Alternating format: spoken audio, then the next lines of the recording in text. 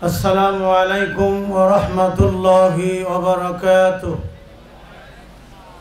إن الحمد لله والصلاة والسلام من لا نبي بعده. أعوذ بالله السميع العليم من الشيطان الرجيم. بسم الله الرحمن الرحيم. ولن ترضى عنك اليهود ولا النصارى حتى تتبع ملتهم قل إن هدى الله هو الهدى ولئن اتبعت أهواءهم بعد الذي جاءك من العلم ما لك من الله من ولي ولا نصير. وقال النبي صلى الله عليه وسلم من لم يدع قول الزور والعمل به فليس لله حاجة في أن يدع طعامه وشرابه. رواه البخاري. الحمد لله. আহলে হাদিস আন্দোলন ঢাকা জেলা ও আহলে হাদিস যুব সংঘ কর্তৃক আয়োজিত আঙ্গারজোড়া জামে মসজিদের সম্মুখে আজকের এই ইফতার প্রোগ্রামের মহতরম সম্মানিত প্রধান অতিথি আমিরে জামাত আহলে হাদিস আন্দোলন বাংলাদেশ, আজকের এই প্রোগ্রামের বিশেষ অতিথি তাহরিকের সম্মানিত সম্পাদক মহতরম ডক্টর সাখাওয়াত হোসেন সাহেব, আজকের এই প্রোগ্রামের বিশেষ অতিথি, বিশেষ আকর্ষণ আমিরি জামাতের সুযোগ্য সন্তান মহতরম আহমদ আবদুল্লাহ সাকিব, কেন্দ্রীয় সভাপতি বাংলাদেশ আহলে হাদিস যুব সংঘ। আলহামদুলিল্লাহ, আল্লাহ লাখ লাখ শুকরিয়া। আমরা সকলেই মহব্বতের সঙ্গে পড়ি আলহামদুলিল্লাহ।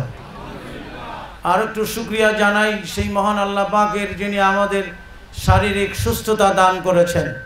আল্লাহ তাআলা ইচ্ছা করলে আমাদেরকে অন্ধ, কানা, কুজ, খোড়া, লোলা, বধির করে দিতে পারেন। পারেন কিনা? কত সময় লাগবে? আল্লাহ শুধু বলেন লাহু কুন ফায়াকুন। ফায়াকুন বলার সাথে সাথেই তা হয়ে যায়। আল্লাহ যা ইচ্ছা করেন, এরাদা করেন, তা শুধু একটি শব্দের দ্বারাই হয়ে যায়। তো আল্লাহ ইচ্ছা করলে আমাদেরকে অন্ধ, কানা, কুজ, খোড়া, লোলা, বধির করে দিতে পারেন। আল্লাহ যে আমাদেরকে সুস্থতা দান করেছেন, আর একবার সকলেই পড়ি আলহামদুলিল্লাহ। আর একটু শুকরিয়া জানাই সেই মহান আল্লাহ পাকের, যার লয় নেই, ক্ষয় নেই, যিনি অমর, অক্ষয়, চিরস্থায়ী, চিরঞ্জীব, সেই মহান আল্লাহ।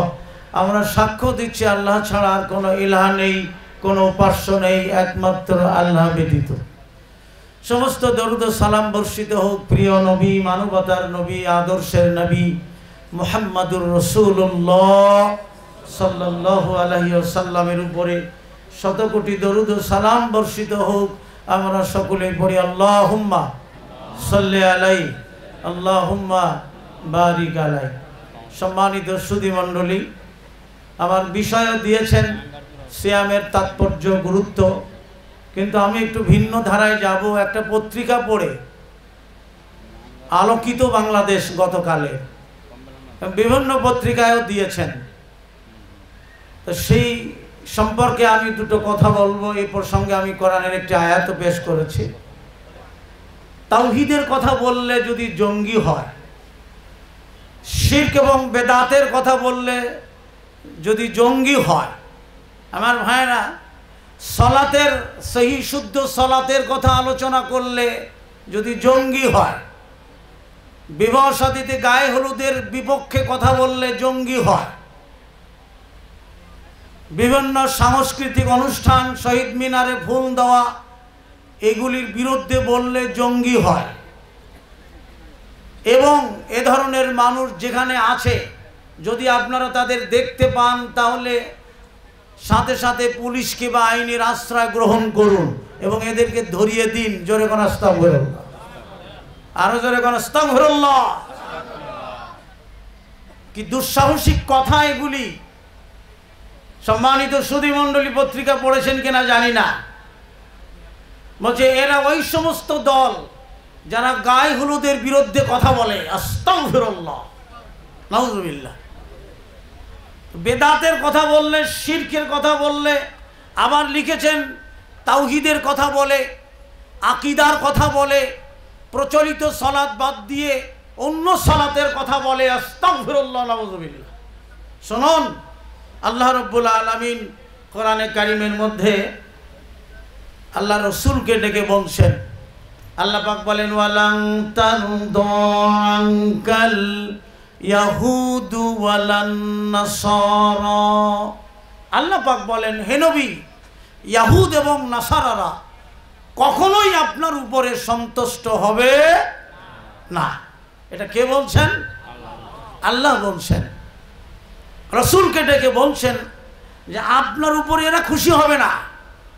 ইহুদিরা, নাসারারা, বৌদ্ধরা, খ্রিস্টানেরা, বিজাতিরা এরা কখনোই আপনার উপরে সন্তুষ্ট হবে না। কেন হবে না?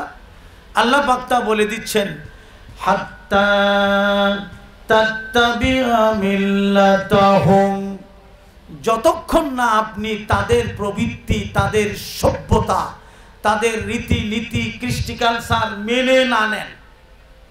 কি সুন্দর কথা।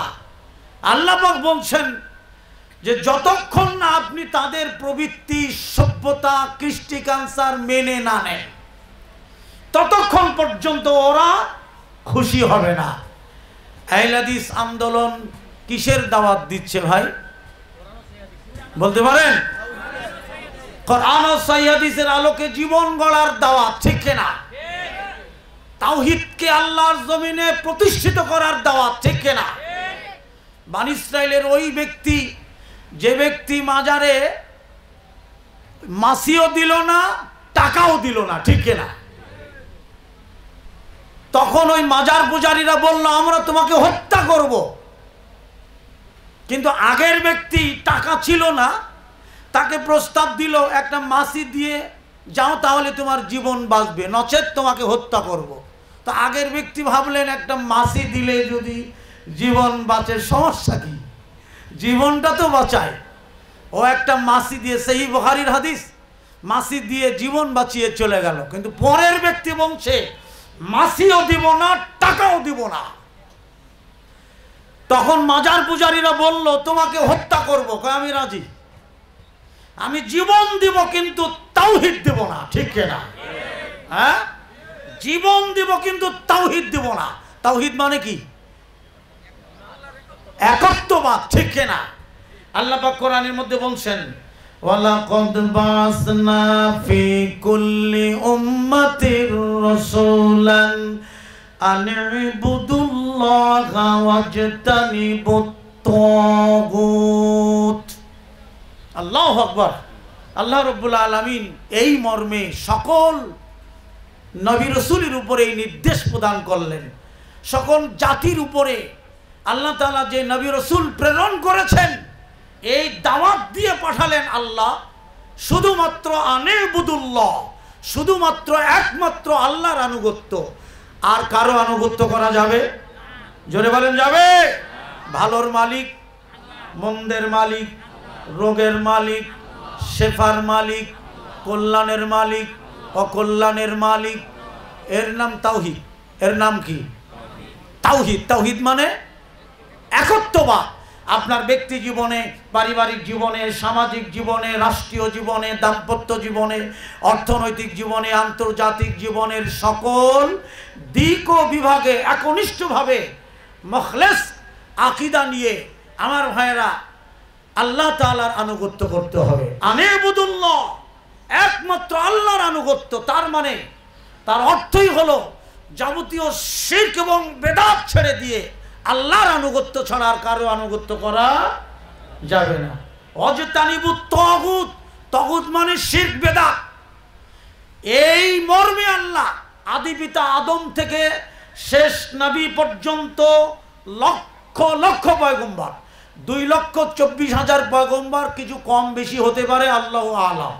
কিন্তু এই 2,24,000 কথা এসছে, হাদিসের মধ্যে এসছে, কিছু কম বেশি হতে পারে, সেটা আল্লাহ আলাম, আল্লাহ ভালো জানে। এই লক্ষ লক্ষ পয়গম্বরকে এই একই নির্দেশ দিয়ে আল্লাহ জমিনে পাঠালেন। জোরে বলেন সুবহানাল্লাহ। হ্যাঁ, যে দাওয়াত দিয়ে আল্লাহ পাক পাঠালেন নবী রাসূলকে, তারা যেন এক আল্লাহর ইবাদত করে, তাগুত বর্জন করে, শিরক এবং বেদাত থেকে তারা যেন ফিরে আসে, আল্লাহ বলে দিলেন। আর এটা আহলে হাদিস ভাইরা বললে জঙ্গি হবে, এ কথা বলেন না কেন? হ্যাঁ, পত্রিকায় ডক্টর সাকাত সাহেবের হাতেই আছে, আমার হাতে দিলেই, এই মসজিদের বসে আমার হাতে এক ভদ্রলোক দিল, তো ভাবলাম যে কি বক্তব্য দিব, কি বলবো, ব্রেনটা তো ঘুরে গেল। হ্যাঁ, যে দাওয়াত দিয়েছেন লক্ষ লক্ষ নবী রাসূল, সে দাওয়াত দিচ্ছেন আহলে হাদিস আন্দোলন। জোরে বলেন সুবহানাল্লাহ। আল্লাহ পাক এখানে, আমার সময়ও কম, এই ব্যাপারে বিস্তারিত বলবেন আমিরে জামাত ডক্টর প্রফেসর আসাদুল্লাহ গালিব সাহেব। আর আমি অনুরোধ জানাচ্ছি, অচিরেই আমাদের একটা সম্মেলন করা দরকার, ইঞ্জিনিয়ার ইনস্টিটিউটে হোক, যে কোনো জাতীয় পর্যায়ে হোক, এর দায়িত্বহীন ভাষায় প্রতিবাদ করা উচিত। তাওহীদের কথা বললে জঙ্গি হয়, একত্ববাদের কথা বললে জঙ্গি হয়, আকীদার কথা বলে জঙ্গি হয়, রসুলের সালাতের কথা আলোচনা করলে জঙ্গি হয়। আমার ভাইয়েরা নোংরা ভাষা প্রয়োগ করেছে পত্রিকার ভিতরে। আমি আজকের এই আঙ্গার জোড়া ইফতার মাহফিল থেকে তাদের বিরুদ্ধে দায়িত্বহীন ভাষায় প্রতিবাদ জানাচ্ছি। সম্মানিত সুধী মণ্ডলী, আল্লাহ রাব্বুল আলামিন কোরআনে কারিমের মধ্যে রসুলকে ডেকে বলেন, ওরা আপনার পরে সন্তুষ্ট হবে না যতক্ষণ না আপনি ওদের প্রবৃত্তি, সভ্যতা, কৃষ্টি, কালচার মেনে না নেন। আল্লাহ পাক বলেন, কুল, হে নবী আপনি বলে দিন, ইন্না হুদাল্লাহি হুয়াল হুদা। আল্লাহ পাক বলেন, হে নবী আপনি বলে দিন, আল্লাহ প্রদর্শিত পথই সত্যিকারের হেদায়েতের পথ। ঠিক না? আল্লাহ প্রদর্শিত পথই দেখিয়েছেন 2,24,000 পয়গম্বর। হ্যাঁ, আর সেই পথের অনুসারী আহলে হাদিস আলেমরা, আহলে হাদিস আন্দোলন ও আহলে হাদিস যুব সংঘরা। তাদের বিরুদ্ধে কি ষড়যন্ত্র! গত 3 বছর আগে ফকিরাপুর, দৈনিক বাংলা, রাজারবাগ, মালিবাগ, গুলিস্তান, এই এলাকায় আমি জুমার দিনে যেহেতু খুতবা দিতে যেতে হয় বংশালে, তো যাচ্ছে আমি ফকিরাপুর হয়ে, লিফলেটে লেখা, যারা মিলাদুন্নবী পালন করে না ওরা জঙ্গি, ওদেরকে ধরো। পড়েন নাই লিফলেট? পড়েন নাই? যারা মিলাদ পড়ে না ওরা জান্নাতে যাবে না, যারা এর বিরোধিতা করে ওরা জঙ্গি। জোরে কোন আস্তাগফিরুল্লাহ। তাহলে তো তুমি তো নবী রাসূল সাহাবীদের জঙ্গি বানাই দিলা। তো কোন জাতের মানুষ তুমি? কোন নবীর উম্মত তুমি? আল্লাহ পাক বলেন, কুল ইন্না হুদাল্লাহি হুয়াল হুদা।